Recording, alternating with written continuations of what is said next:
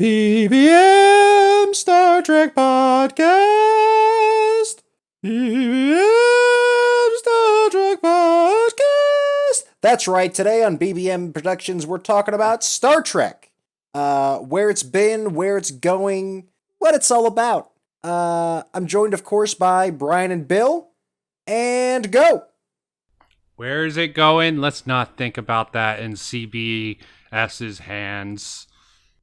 Has it always been CBS? I think it has, right? I think so, yeah. Yeah, but the hands they put it in now, from what I hear, I don't like that. I would rather focus on the good old days before it all went, I wouldn't say shit. It still has some value. Yeah, it's pretty bad, though. I have to agree with you. I haven't been keeping up. First episode of Picard, I'm like, why is this Oh, this is like Serenity. No, it's not like Serenity. This is trying to be worse. It's kind of like a bunch of sci-fi themes mashed together. Chronicles of Sci-Fi? Kind of, yeah. It's kind of like iRobot and Serenity and then throw in some James Bond there for good measure. Just all kinds of stuff. Yeah. This is why I don't like it. Seems to be just copycat, and Star Trek used to just go to the beat of their own drum. As we said before, the original Star Trek was rather rough. It was really good, but it was in its infancy stages with Kirk and Spock. I mean, we dissed on it last podcast for not having the best characters. Probably didn't even have the best storylines. If you watch the pilot episode, that was just funny. I'm sure for its time, though, I can't say because, none of us were there, but I'm sure for its time, it was pretty innovative and pretty interesting. Because if you look at a lot of the TV that was out then, it's kind of along the same lines. Even like stuff like the old Batman show and stuff like that is a kind of... It was a product of its time. Yeah. But it had greater moralistic leanings, except for Kirk getting with every woman under the sun. I guess product of its time. I mean, hey man, spread that love around. I feel like Star Trek is kind of at the point that Star Wars is as well, where you're really not going to win. It's hard to strike a balance between pleasing the purists that love the franchise and made it what it is, and still attracting new fans, See, I don't know if I agree with that. Because I don't know if it's a lack of ability to please everyone. It's just they suck at it. I mean, the Orville is a good example. They sort of follow the earlier Star Trek model, and they're actually doing successful. So that's from but they don't... Sorry, they don't have decades of other work to be compared to. Yeah, they don't have to adhere to a universe's rules. Yeah. But it is significantly better than any of the current Star Trek shows or Star Trek shows in a while. I love the Orville. Pretty good. I haven't been keeping up with it. Continue, Mike. I was going to say, I caught a couple clips of Discovery earlier, and it didn't look half bad, to be honest. Oh, the video quality is great. But as I said... visually, yeah. I took a principle stand on that. I mean, originally I didn't have CBS All Access. I think that's it, though, is I think they're leaning too much on visuals, to carry it. How pretty does it look? Same with the films. They're more worried about, production quality and special effects than they are about writing a story and characters that you care about. Also, the fact that they want to go back to the beginning and sort of rewrite the history. I think that's a common thing that's been destroying a lot of sci-fi. Doctor Who did the same thing recently, and that did not go... I made trail your own path. To me, it's lazy writing. I really believe that all these reboots or let's go back to do another origin story in movies and in television, it's just lazy. They don't know where to go with it. They don't want to bother to do the research to make sure that what they're doing stays within canon. So they're just like, screw it. We're going to reboot the whole thing and write it however we want to write it, or even do sometimes blatantly the same stories over again, just with new shiny, production value and special effects. I don't know. It's kind of annoying. Yeah, I think that's kind of how you wound up with Picard, though, because I always feel like Star Trek is the Superman of science fiction franchises, where it's very shiny and it's very moralistic, and it can almost like do no wrong. This world that you built, it's all everything's fine, and it does make sense to me for them to go back in time to where things were, for lack of a better term, I know it's a cliche now, to when things were a little bit more gritty, and not everything is quite as polished and shiny and sheen. So I could be wrong, but I feel like that's why they, on top of the laziness, like you don't really need a destination for your series because it already has a destination, Right. right? So you can just tell these stories. But I also feel like some of the appeal is to add more quote realism. See that I don't know. That's to me is what ruins it. It just I don't know. There's so much sci-fi that's like that. That's dark. That's gritty. The one thing that to me always made Star Trek sort of stand out from that was the more positive, viewpoints on humanity, and they just completely disregard that with a lot of these newer things like the J.J. Abrams movies and some of these new series. Is they toss that out the window, and then I find it, to be kind of, I don't know, frustrating, and now it's just like any other sci-fi, film or show. Yeah, I mean, the original Star Trek was a Western pretty much in space. Yeah. And yeah, they went off of that model. That's why you had the cowboy, James T. Kirk, or whatever that middle initial was, go off, ride into the sunset, battle. But they evolved it from there. Next Generation, even Voyager, Deep Space Nine. It built up a rather legacy for the Federation being a solid but flawed system, trying to keep the system together. But then they threw that out with Picard. I'm not even gonna bring up STD, that disease. Sorry, I had to make that joke. They just threw it out and say the Federation is bad and corrupt. From what I mean, I didn't keep. Was that an under theme of the new Picard? Yeah, there was a lot of like, I guess, infiltration, espionage kind of stuff of with the Federation. Was there any of the sort of meta textual philosophy found in it? Okay, get ready to drink, boys. I'm gonna bring up an anime. There was like a anime called Kino's Journey. It basically, the episode consisted of this traveler going city to city. Each city had its own society, own weird rules, and the main character sort of like, visited it and tried to take it all in. Sometimes they would get in a fight. Sometimes they would just enjoy the environment, even when nothing was going on or other people were dying. They're just like, okay, this is their culture. I'm a traveler to experience this. And that's how the sort of Star Trek, at least Next Generation. Then you had Deep Space Nine, which was more about diplomacy, how to stop wars and how to ethically fight the ethics of war, so to speak. And you had Voyager, which was just another adventure, a journey to get back home. All those themes fit with what I felt about Star Trek at the time. And what is it now? Conflict? Another Star Wars clone? Yeah, that's what I'm saying. Is it just now it just kind of gets lost in the din of sci-fi, Sci-fi action, not the sort of... Yeah. Even doing the whole humanoid aspects of the androids, it's been done to death. If they would have done this, they explored that in Next Generation with Data very well. That's probably why they're like, okay, let's take the Data thing and evolve it further, but no.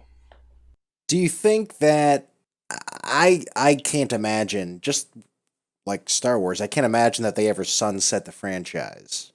Do you think that they'll be making Star Trek related content until the day we die? I guess it just depends on whether or not it remains marketable. Yeah. Well, they're obviously pivoting now, so I'm sure they, you just take a familiar IP. Even if I wonder if they've ever had a script where like it was not written as a Star Trek show or movie, and they're like, you know what, this would make a really good Star Trek story. Let's switch a few of the themes around. Instead of the Gleep Lorps, they're the Klingons now. Fit it into the universe. Just to have that. Yeah, probably, right? I wouldn't be surprised, honestly. Because it's just such a marketable brand. Until the brand really jumps the shark several times, because you can get away with a couple shark jumpings and just kind of ignore it, wait a few years, do something else. Are they out of stories to tell in that? Like you said, they've kind of covered a lot of the. They had some social commentary buried in there in a lot of their outings.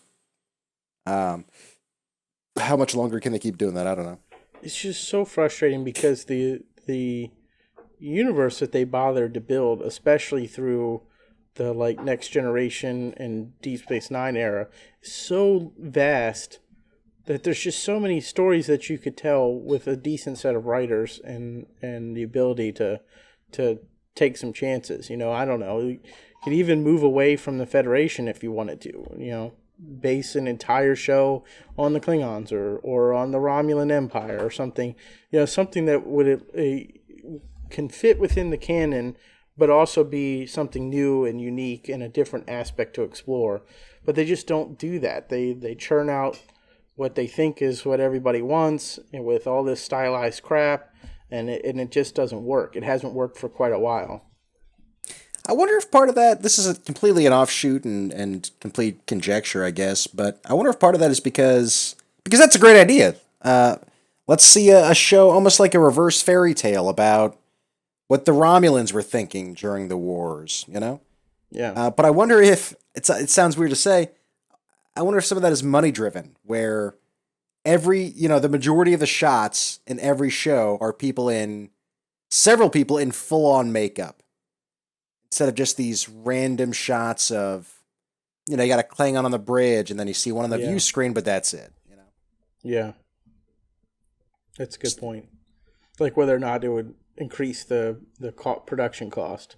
Right, and it's an unproven formula. Do people really want to see a show about the Romulan Empire? I mean, obviously you and I would tune in, but yeah, I mean, or the three of us would tune in. Klingons are probably as far as Star Trek fans, I feel like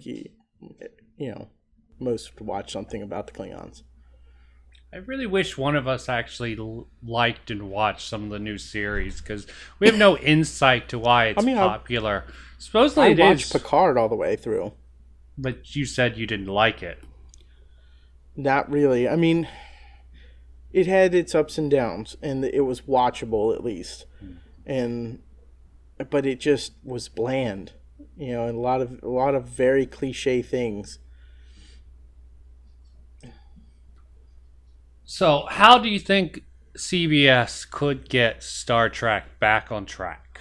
They're talking about maybe doing Christopher Pike. They introduced him in Discovery as a character. They're talking about bringing him as a captain of a ship with his second in command, who is a woman, for their own show.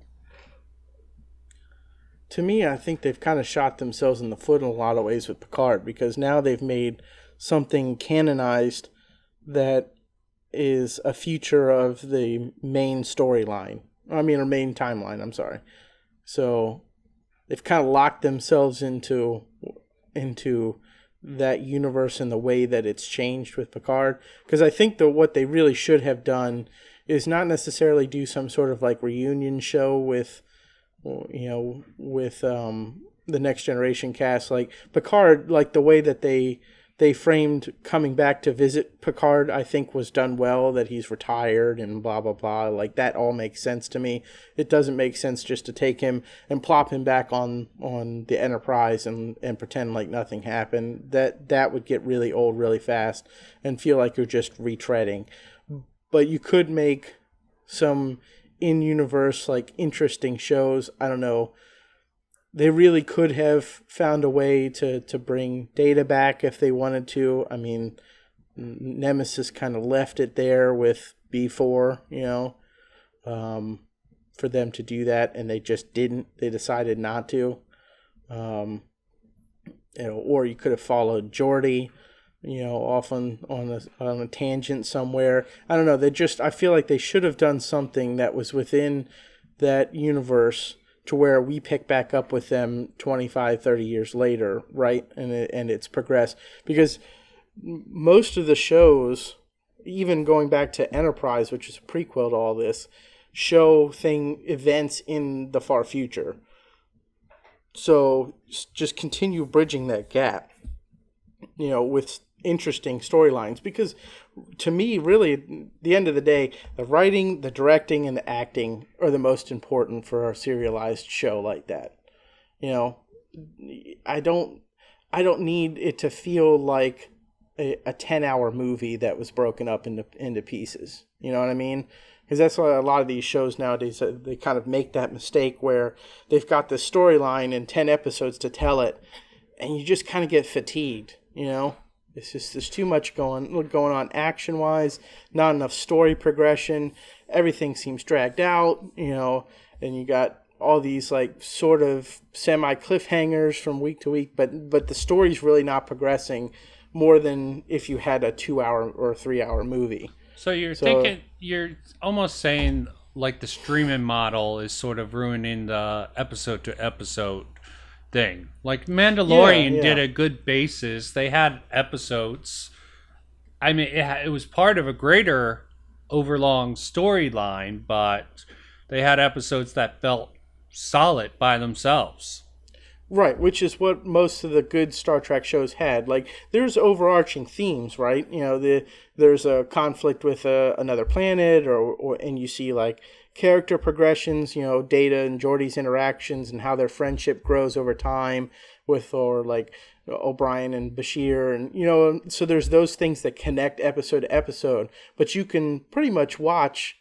For the exception of a few, double episodes, you could watch an episode of Star Trek Next Generation or Deep Space Nine or Voyager and not feel like you have no idea what's going on. You know what I mean? Like, they stand alone to themselves. But they also, if you watch an entire season, they link up through the characters. And that's the part I think that they have gotten away from, much to their detriment, is that they just don't bother developing characters much anymore, or storylines, right? They don't really bother fleshing out, individual storylines for an episode. They just, like I said, it feels like they write a movie and then they're like, okay, well, how do we stretch a 2.5-hour film into 10 hours for a season? Bill, you're forgetting we're in the Michael Bay era. Explosions instead of story. God, I know. Amazing graphics instead of good characters. So what you're saying is Michael Bay has ruined yet another beloved franchise by proxy, right? I think Michael Bay is a symptom of this. The only reason for Michael Bay to be popular is because, as much as I hate to say this, I think we need M. Night Shyamalan to actually do a Star Trek. With a twist. Well, with a twist. I would love to see, I don't know if I'm alone on this, but I would love to see, or at least I wouldn't mind seeing a 10-part miniseries that's just, maybe that's too long for a miniseries, where it's just like espionage. Someone's infiltrating Starfleet, and this is almost like Picard. That's literally what it is. Well, I mean, like, no space battles, no captains doing what's right. None of that. Just... Well, I mean, honestly, that's what Picard is. Really? Yeah, there's very few, I don't know, there's very little, space battle, there's not really, Picard making too many, grandiose, hard decision type of stuff. What you're talking about is literally what they did with Picard. Well, maybe the other way around then. Maybe it's a saboteur. The Starfleet is trying a new initiative. They've never done this before, but they're getting to the point where they have to have a saboteur involved, and they send Earth-born Cardassian or whatever to Cardassia to carry out the wishes of Starfleet. They sort of dropped that whole Cardassian thing. Did that war at the end or of whatever, Deep I'm Space just Nine saying. mess everything up with the wormhole? I know it pretty much got nuked. I'm vague Honestly, I about don't the remember how the Yeah, Dominion War ended. Cardassia was like so destroyed from it yeah. that yeah. They got pretty messed up in that war they had. But yeah, man. And the Borg. Have the Borg even come back? I mean, the Borg were a good concept They were, yeah. to work with. I'm at 7 of 9. As much as I really got annoyed at Voyager at times with their usage of the Borg, it was a good concept. It's a good working model. Same thing with Hugh. It was a good thing that I think would have worked better than freaking androids based off of Data models. His children, Data's children. Yeah. I mean, they made some of the right references and stuff to tie it together. I mean, I don't know. Like, it Like- just. Go ahead. It was a patch together Frankenstein of Star Trek science fiction, right? Yeah. I mean, there was some cool things that they sort of began to explore, but then just didn't. So it just felt like weird, like references to things, because you get like the, I don't know, the Romulans are tied in, and then there's like small tie-ins from the Borg, and and then they seem to imply that the race that Data's like offspring or whatever you want to call them are trying to contact is the same race that built V'ger from the original motion picture and sent it back to Earth, like what I mean. So there's interesting tie-ins, but then they, right when you think, well, oh, that's something cool to explore, they just kind of that's it. It's Remember gone, Chewbacca? Remember? Yeah, a lot of member berries. Yeah. I mean, J.J. Abrams was not that bad in the beginning with The Fringe. I think he did Dollhouse. They were interesting concepts. How did he go from that to a reboot Trek? I liked the first reboot movie. Okay, the first one was good. It was heading in a bad direction, I could tell. I'm like, okay, this is getting a little flashy, a little bit confusing. Yeah, the flashiness, I didn't, and keep in mind, I like Deep Space Nine, but I'm not like a balls to the wall fan. I'm a casual fan at best, but I liked, and maybe they were selling to me, right? As a casual fan, they're trying to get a casual fan in the seat, and I liked that they kind of messed with the timeline and reset it to where things could be different this go round, so you don't necessarily know what's going to happen. Anyone can die at any point in time. I liked that a lot. And some of it was cliche for sure and kind of ham-handed at times. But on the whole, I thought it was a entertaining movie, Yeah, Into Darkness is where they lost me. That was not good, in my opinion. Had its moments. I don't even there were 3, right? I don't even remember the second. I didn't. Which one try was the third Khan? one. That was Into Khan was Darkness, the third one? I think. Yeah, no, that's what I I think thought. it was the That's what I second one. No, I think Into Darkness was Khan. Yeah, Maybe I'm wrong. Yeah, the one with Khan was the second one. yeah. Okay. What was the third one? I have no clue. I didn't watch it. I didn't pay I any watched attention. it, but it's not memorable. Something about the moon. Wait, that's probably Michael Bay's Something third about the Transformer moon. one. That's probably Michael Bay's. See, all of them are colliding. And why is all these films done by all these high-profile directors?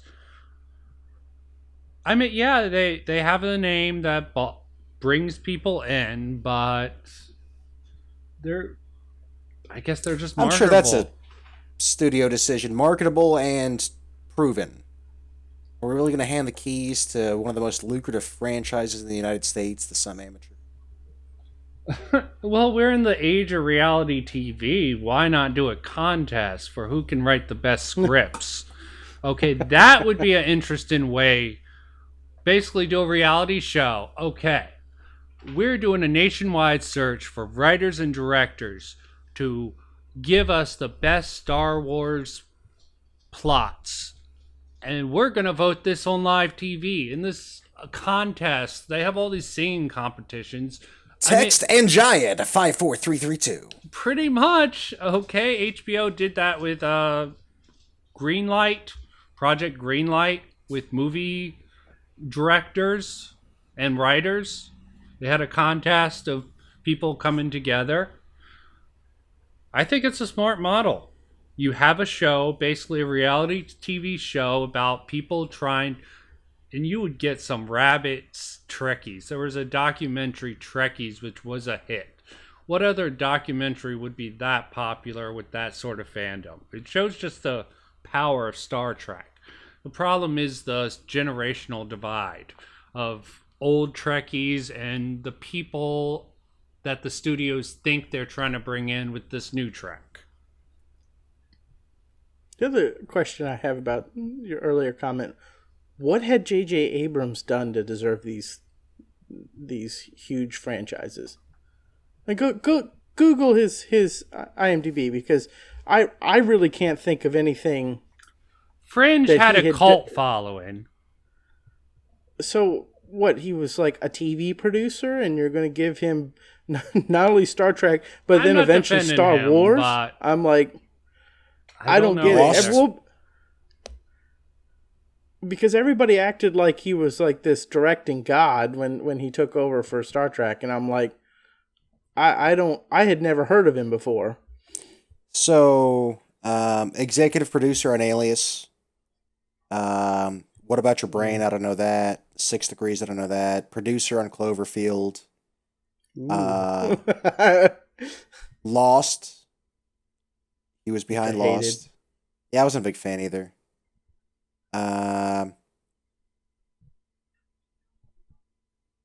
Mission Impossible Ghost Protocol was after Star Trek, which is interesting. Yeah, I guess to your point, leading up to Star Trek, he had... let's look at his director credits here. Felicity. Oh, yeah. Wow. Well, here you go. Felicity, Lost, Alias, Mission Impossible 3, The Office. So some Star Trek. TV shows and a junk movie. Fair enough. Yeah, was Mission Impossible 3? I remember Mission Impossible 2 not being good, but I can't remember. I mean, I don't remember, so that should tell you something. Yeah. Just another, popcorn action flick. Yeah. That's what all the Mission Impossibles ended up boiling down to. Yeah, I missed the espionage. So yeah, like that's just kind of my point. Like, I'm not sure where all of a sudden everybody was like, "Oh, J.J. Abrams, he's a genius when it comes to these sci-fi." I'm like, it's not James Cameron. Calm down. He's not even Shyamalan. He directed an episode of Jimmy Kimmel Live. Oh, man! I would like. They were kicking around Quentin Tarantino's name for a while for a. They were a written and directed Star Trek movie. I would love to see that, just to see. That'd probably be the weirdest thing ever. Yeah. What do you think? I feel like Bill is, and correct me if I'm wrong, Brian, but I feel like Bill is probably the most well-read. I'm using quotes here. Our staunchest Star Trek fan, unless I'm mistaken. Perhaps he sat there. Picard, something I only watched the first episode of. So what would your take, as the staunchest Star Trek fan in the room, Bill, what would your take be on whether or not you'd want to see a Quentin Tarantino Star Trek? My first reaction is no way. But I don't know. I'd have to see it, because he's super hit or miss for me. I'm not sure why, but I That's don't know, because like some of his movies, I'm like, oh, this was really good, Inglourious Bastards, Django, like a few others, but then you get to, I watched that one with DiCaprio the other day, and I'm like, what the hell is this, Which it wasn't. It was pretty well. The dialogue was pretty well written. The acting was well done, but just no story there. Yeah, I didn't understand what the story was. Once Upon a Time in Hollywood, yeah. Yeah. I think he's at the end of his rope, and he just wanted to go back to a simpler time and do a rewrite of history. and some of his films are just garbage. Yeah. Yeah, just straight garbage. And you're Hateful watching Eight them, was pretty Hateful Eight bad. was terrible. Was terrible. Yeah. Okay, I think sometimes I didn't he does enjoy things it, out of but the spite. cinematography kind of made up for a lot of that, in my opinion. Well, he's always It good only with gets you so far. cinematography, but Yeah. some of the stories he works with, I mean, Dust Till Dawn was a pretty bad story Pretty bad. over, but he made it decent, even with some George Clooney. I do not like him as an actor, but he worked well in that film. He's a good film director, but not all the stories he does are good. I think he's somewhat of an edgelord of the directors. I think he would do better with Star Trek than any of the current people, but I don't think that's the direction older fans would like, and I think even newer fans would probably be off-put by it. So I just probably, want to see it. I just want to see what a Quentin Tarantino Star Trek movie would be. I will tell you, the curiosity for me is yeah, there. I'm sure a lot of people would be curious. Would they want to see it made? That's debatable. And I think with the rebooted characters would probably be the best fit for him. And I would rather see a film from him than another one from J.J. Abrams at this point. Yeah, I mean, it fits Tarantino's style. I mean, as you said, Bill, what did J.J. Abrams really do to deserve him all these roles? I mean, all this producers, directors, seat decisions. I mean, you had Steven Spielberg. You had even the guy we rag on for Star Wars all the time. Yeah, I doubt you would have been able to get him to do anything with, but either one of them. Then But why not give it? Tarantino even had his movies that he proved his success with. Yeah, Okay, knock on his films all you like. He has proven films. Pulp Fiction, even Reservoir Dogs. why? I mean, it would have been interesting to see, like, I don't know, Steven Spielberg try that, or Ridley Scott. Why not give it to somebody who really knows what to do with sci-fi?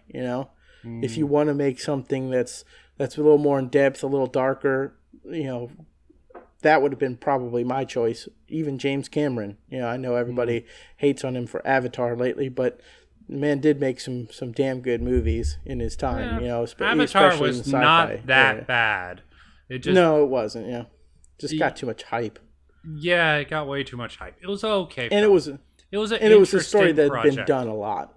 Yeah, a tired old trope that people seen too much, but it wasn't a bad film. Overhyped and over budgeted, yes. But see, there's also a difference between writing and directing. Yes. And I feel like that may be an issue too, is nowadays with both the shows and the movies especially, they give too much creative control to one person, where they're like, he's writing and directing and producing, and that's difficult for anybody. And also with the I consider it almost like a noose around also. It's sort of a thing. They'll take a director off of something, like everyone wants to see the Snyder Cut of Justice League, right? Yeah. Why was he pulled? I mean, I think there was a legitimate reason why he pulled out of that. I think there was a death in the family or some tragedy that... Yeah, I think his daughter died. Yeah. Something. I mean, that... But also... But they pulled directors before. Hell, in video games, they pulled someone's name off, Kojima, from the last Metal Gear Solid. I also think either one of James Cameron or Ridley Scott would have been better for Star Wars as well. Yeah, I'd agree with that. I bet you they tried. Or Spielberg. I'm not really sure why they didn't even try for someone like Spielberg, but he's kind of done, I think, at this point. He's just getting old. Well, they're trying I to don't get see Spielberg newer doing blood. it good. They're trying to get newer blood, and J.J. Abrams is new blood. Same thing with... Rian Johnson? Did he really prove himself ever? I don't know why he was put in that role anyways. What did he do? Looper? Yeah, I don't like Rian Johnson. I don't think I've liked any Rian Johnson movie. But I can look him up if you want. Yeah, I'm just trying to figure out the decisions. These things are getting too big. I mean, you can see some decent stuff in fandom. The Oh, fandom. Knives Out. I did want to see Knives Out. That looked pretty good. It's Ryan Johnson. Not really. What I want to see actually is something like Bloomhouse is doing with horror, but with science fiction. As I don't know who that is. well, you guys probably aren't into horror. They put out a lot of movies under their Bloomhouse production present. A lot of them are crap, but you get some decent stories. They did. No, that's a horrible one. The Purge is one that I can bring up. It's really not the movies that are important because they're mostly horrible. There's only like 10% of the Blumhouse movies are anywhat good. But at least it's a production company that gives smaller auteurs chances to put out what they do.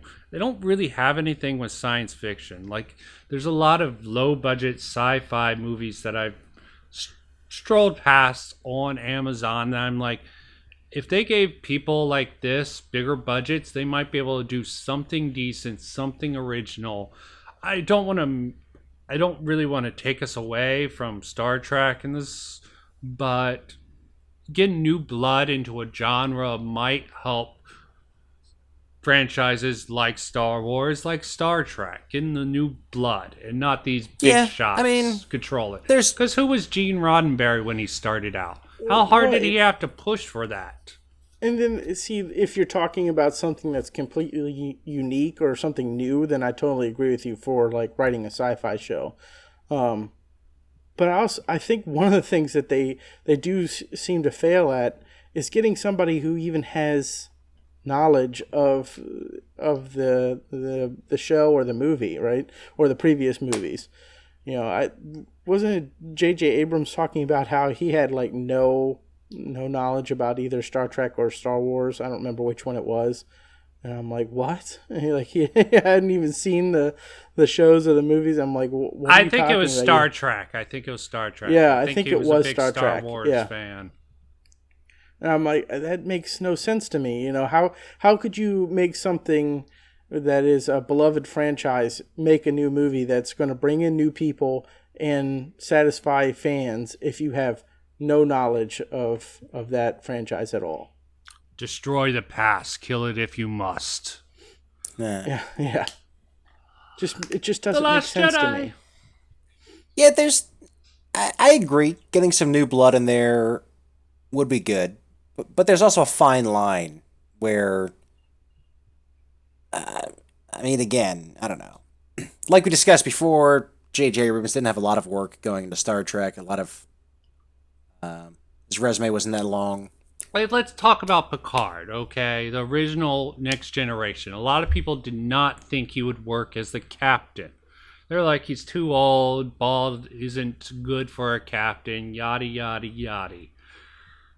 Out of the captains, I think he was the most successful, and that sort of started a sort of trend among captains for Star Trek. You had then had Sisko. He wasn't a captain; he was a commander, but that was good. That was Eventually became a captain. yeah, he did later in the series, but he started off as a commander of this ragtag space station, and he built his way up. He was also classically trained. I think Kate McGoon, whatever her last name is, Captain Janeway, the actress who played that, I think she had a strong background also. They took strong theatrical themes with those three series. And even Enterprise. The only reason I considered watching it and did watch it for a few episodes because it had Scott Baio, or however you say his name. Bakula. Bakula. I always want to Yeah. say Joni loves Chachi. Yeah, right. Scott Baio. Talking about bad actors. Zapped. Such a horribly wonderful movie.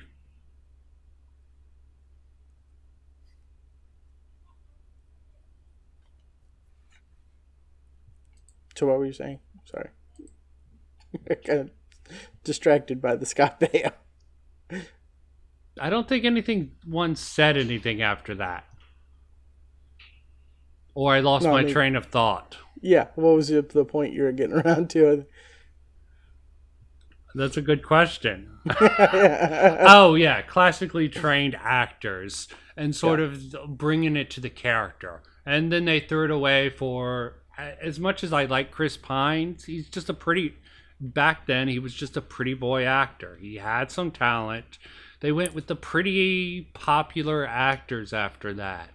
They're chasing Yeah, I think he's a good blend of a pretty man mixed with. I mean, they were going for obviously a they wanted to highlight the rough and tumble side of Captain Kirk, right? So yeah. I think Chris Pine is a fantastic choice, to be honest. Yes, but I'm not saying that was a bad choice for that movie, but it started a trend pushing away. What sort of credits does anyone of Star Trek Discovery have? I don't know. Maybe they have reputable careers. I think someone from Discovery had a decent career, but what? Yeah, there were a Michael few. I saw. Burnham? I think Tig Notaro was in there, which she's a comedian, so whatever. Also, the chick that was in Sunshine, one of my favorite sci-fi movies of all time. She was in there. The botanist or whatever from Sunshine. I saw her in there. The five Oh. clips that I watched. I know that with Discovery they were trying to break away. I mean, from here's the thing, formula. though. With theatrical, classically trained Shakespearean actors, you've never heard of them anyway. yeah, What did you know Patrick Stewart from prior to Next Generation? Nothing, right? Because he was doing fucking Shakespeare with the London Theatre Company. So I agree with you. I agree with you in that they need to. There's a reason why a lot of these Shakespearean actors do so well when they're given big budget roles because they can fucking act, you know? I'm just So- saying they didn't take the standard Hollywood model on it. I wasn't actually saying Shakespearean actors. That was just a trend that actually worked out very well. No, I'm agreeing with you. You know why I It's- think it worked particularly well for Star Trek is because they were able to deliver the lines without yeah. breaking character, right? Because a lot of what you say, in Shakespearean English, a lot of times doesn't make a lot of sense, but you have to stay in that character as you say the lines, right? So I think it's a lot the same, translated well to sci-fi because when they're talking about, I don't know, Technobabble. right, technobabble, it's just a line for them that they're able to deliver in character, and it's not, that same skill translates, I think. Yeah, and on the reverse, they had the writers that were good enough to utilize such talents for the monologues and Oh, Plus, they're good at bringing more emotion to the characters than I think they allow for on a lot of TV and movies now. Everything is, they don't allow them to have as much emotion as you think it should have in that particular moment anymore. Seems manufactured. I don't know. Back to Discovery. They actually used the tardigrade. I told you about the plagiarism. I even sent you guys the articles. I don't know if you read it, but it doesn't really matter in this podcast since other people might have not read it. But basically, why did they use the tardigrade? Because they were plagiarizing, or if it was just a weird concept that was sort of used before. I had a space tardigrade to use teleporting and space travel. They already had systems for space travel already established, and they tried to go to the origins. I don't know the point of that. I mean, just introducing random, either it was stolen or it was a concept that was some theoretical science fiction. Just don't know where. I've told you before. By and large, I think the writing and directing for TV and movies in the last decade or so, or maybe a little bit more than that, has been crap or strongly on the decline. Well, I don't think it's crap. I think it's micromanaged, okay? Because everyone has an eye. With the advent of the internet, people want to mass market all the media they send out into the world for the whole world. As much fans as they can get. Here's another one of my tropes, China. A lot of Hollywood, deny it if you want, a lot of Hollywood markets movies in mind towards China.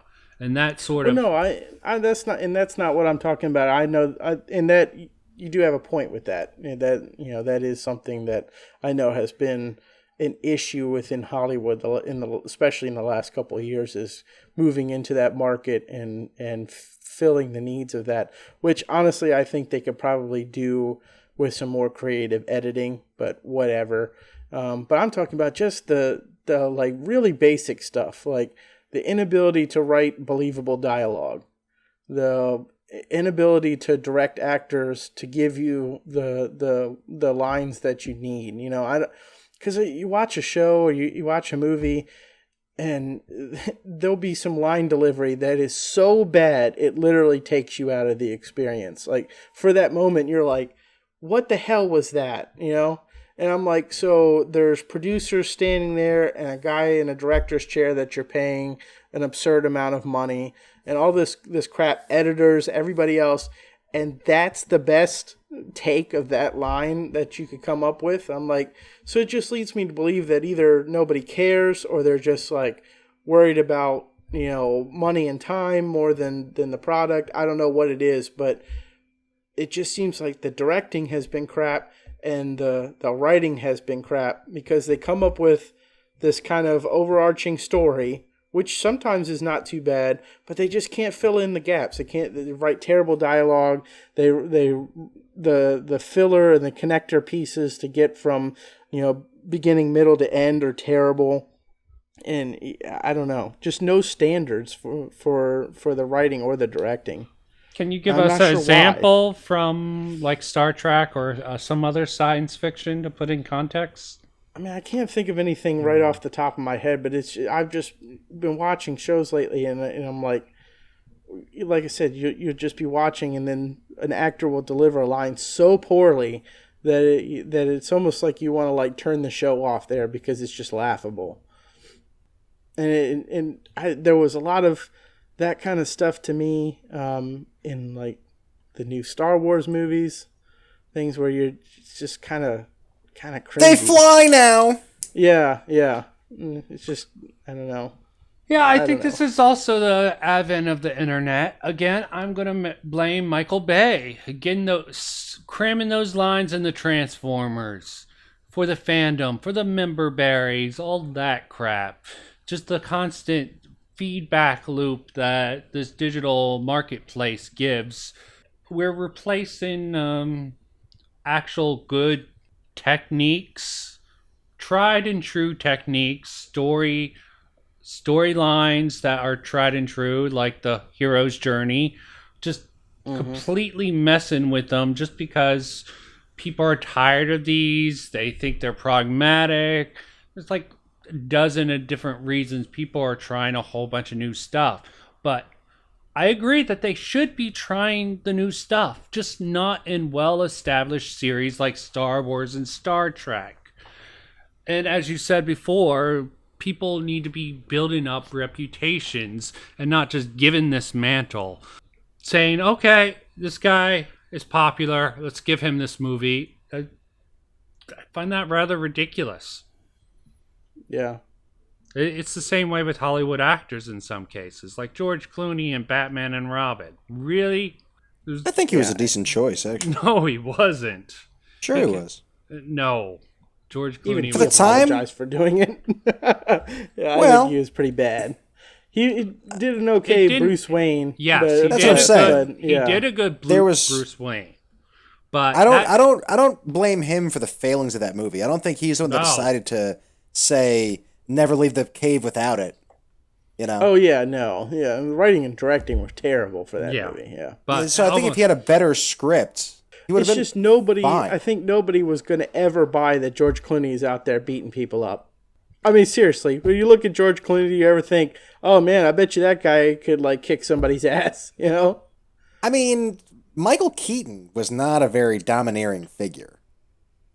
Yeah, but he had that. I don't know.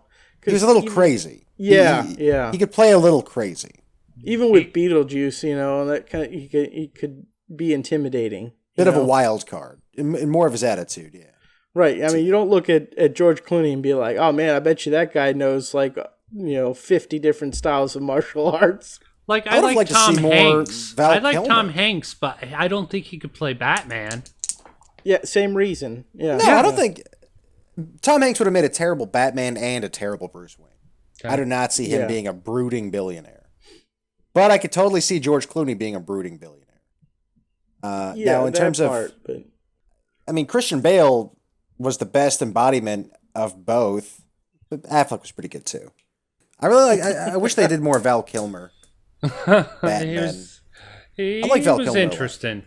That was just a good movie, a good fun movie that didn't take itself too seriously. You got Jim Carrey, you got Tommy Lee Jones.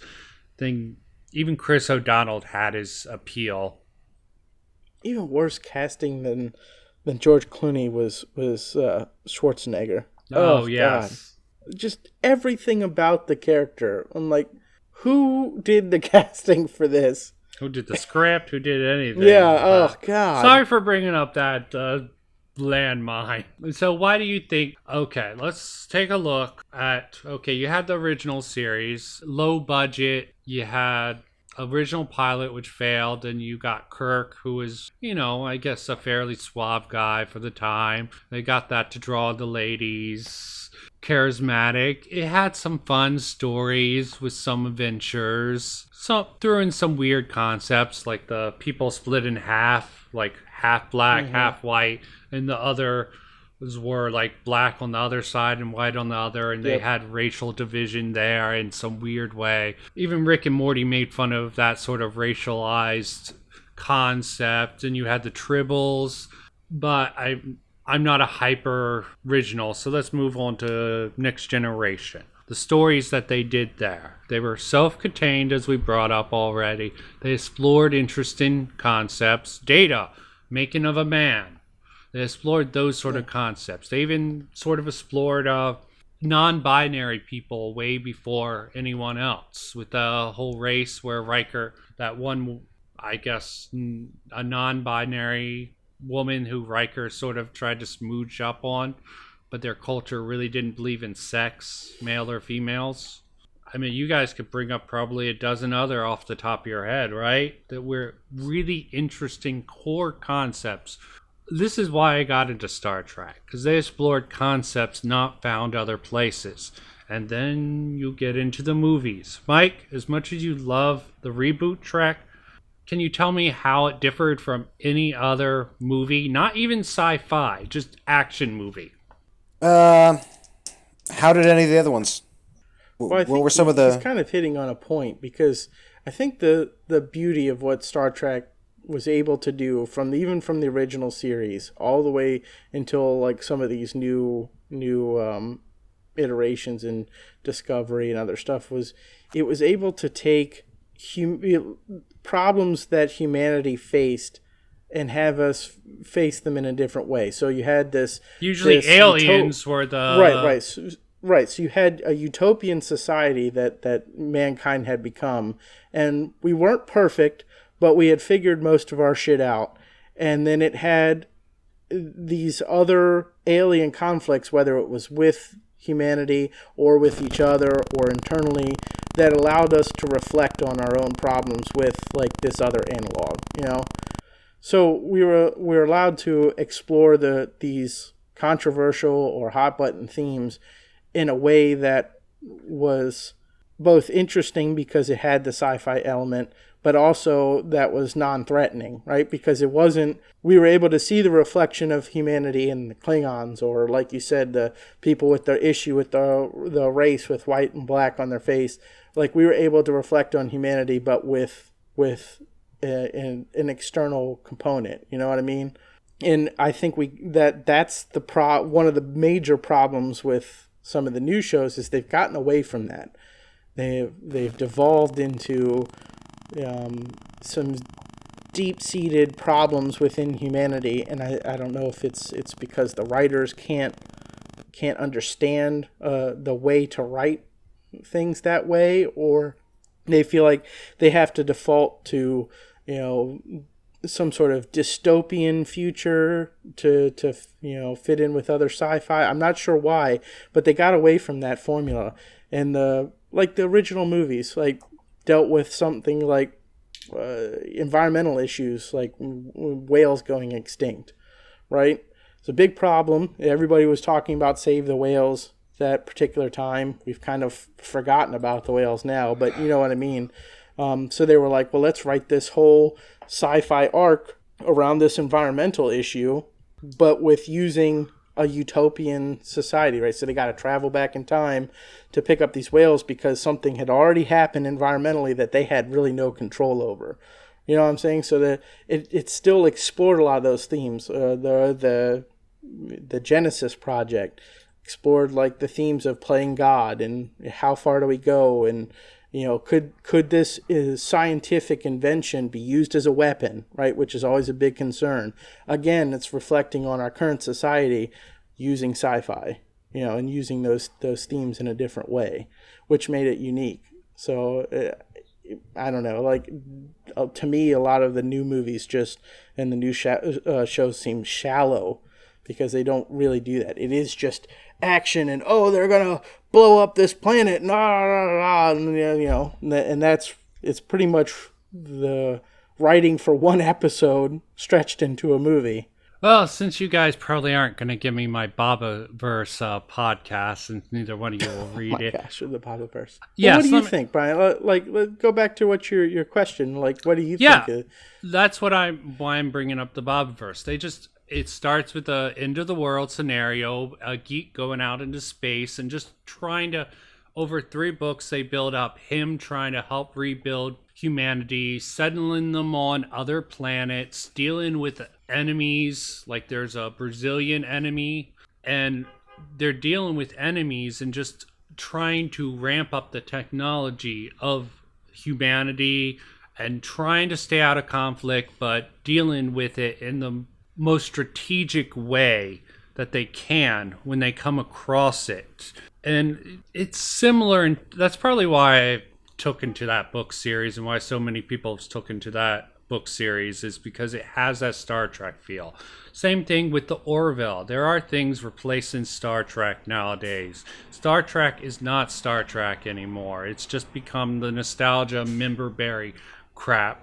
I mean, it's not all crap. There's still good moments. I'm sure there's plenty of things in Picard, and even Discovery brought in Christopher Pike, the original captain, as a cameo, and they might even branch off and make a prequel to the original Star Trek using Christopher Pike as the captain of the Enterprise, because I think they worked that into the storyline. He was the original captain, and he got sent away. But they might actually bring that back, as I heard rumors about that. But yeah, sorry, I lost my train of thought. But no, I think like stuff like the Orville has done a good job at striking that balance, and that's why for me it's a great show and why it's become so popular. Is they're able to balance the individual episode being able to stand alone with like character development throughout a season and throughout the series. They do that really well. And they also deal with the whole, like, there's flawed individuals, but for the most part, they live in a fairly utopian society. And there's a lot of, like, ability to look at social issues from, like, an external point of view.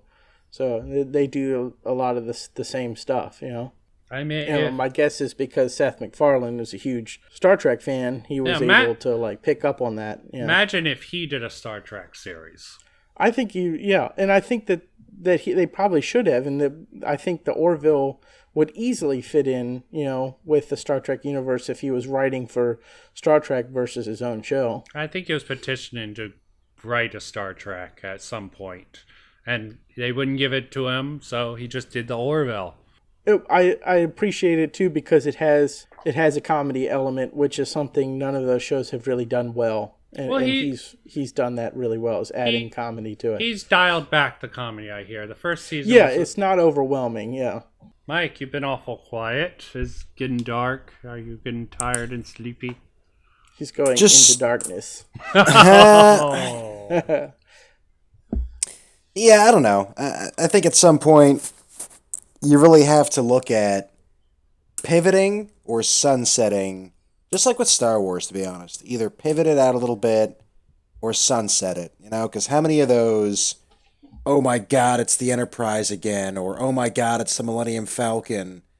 How many of those moments are you really gonna manufacture? You know what I Yeah. mean? And those moments to me, after a while, aren't even necessary. Same with Star Wars. So much to explore there. Why not just find an offshoot? And they've done that with The Mandalorian, and they've done it pretty well, right? You just, oh, hey, we've got this character over here with Boba Fett that everybody likes. Why don't we go move to the side and follow this ancillary character? You Yeah, know, the lore of right, the Mandalorians, which Boba Fett was part of. right, and Yeah, it I works think well. collectively, even if you're not really a fan of Star Wars in general, collectively, I think we should all breathe a sigh of relief that that did go well. Because I think a Yeah, lot of the objection is from the studio who says, well, we don't know if that's going to make us money. And even something like, to use an example, the Justice League, critically panned, coming on the heels of the critically panned Batman versus Superman, but still made almost $1 billion, you know? So it's like, well, why would we roll the dice on something if we can just show you the Enterprise for the umpteenth time? It's the Enterprise fucking triple X now, and you're gonna fucking nut your Hot goddamn Spock is nerd there pants. on the stripper Yeah, pole. she has to mate or she's gonna die, and yeah. yeah, Well, it's such a double-edged sword because on one hand you could say, well, as fans, we're not doing a good job of being like, look, we expect more and not supporting these films and TV shows, right? But we also know that if we don't go to see that movie, that's probably the last we'll ever see of the franchise because they don't care enough to say, well, that didn't fly with fans. We need to like retool here and figure out how to get them back or whatever. You know what I mean? Like yeah, it's a classic DC "fuck Universe, you, you'll buy yeah. it" thing. Yeah, exactly. And DC Universe is a prime example of that because you're like, or even the MCU at this point. People are like, oh, well, I want to see more of those films, so I'll go see the next one just so they keep making them, right? But you go and then you're like, this really isn't as great as it was before. But again, well, if we stop going, then they'll just drop it altogether and you'll never see anything from it. So it's kind of this weird thing. Like, I almost feel like sci-fi fans need to do better at like pushing stuff like with that happened with the fucking Sonic, giving more online pressure and feedback instead of just saying, oh yeah, it was another Star Wars movie, great, because you feel like you have to, you know what I mean? Yeah, Just because it was in that franchise doesn't mean we have to love it, and Well, we need to be more vocal about it. there are plenty of fans who are being vocal about it, but I'll tell you the problem with this. They're trying to lump them in with the right, all the right anti SJW stuff. They're trying to consider them the alt-right. There's plenty of people out there complaining about it. Some of them are completely toxic. That's the How problem. does that tie in at yeah, all? I'm kind of lost there as well. I don't know. They just trying Or to like say complaints about like particular characters or something? Is that yes. Yeah. They're trying to say you don't like this diverse of Discovery. They're like, no, we don't like the writing. We don't like the plagiarism. We don't like. They have the same complaints we're all voicing, and they might slant it a little bit more toxic. I have heard a lot of complaints for stuff like that center around, like especially with the MCU and stuff. Oh, well, this is just another agenda thing. Blah blah blah blah blah. Yeah, there are I some have people heard who those do. complaints about that. Some and that people, and that those people, I don't know, can get a little ridiculous yeah, some yeah, of them that has can nothing get to do with- ridiculous. with what we're talking about here. We're talking about just regular production value stuff, directing, writing.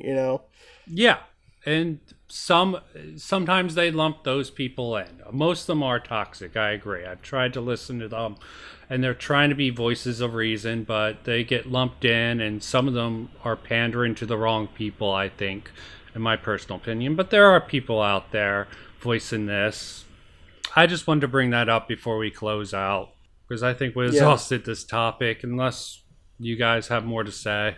No, I mean, I hope that they continue to make stuff in the Star Trek universe. I really do. I just think that they need to, I don't know, get a little bit back to some of the core things that have made the shows work, and I think that they're kind of missing the mark. And I think maybe a way to do that is, if you want new blood and you want new directors, new writers, great.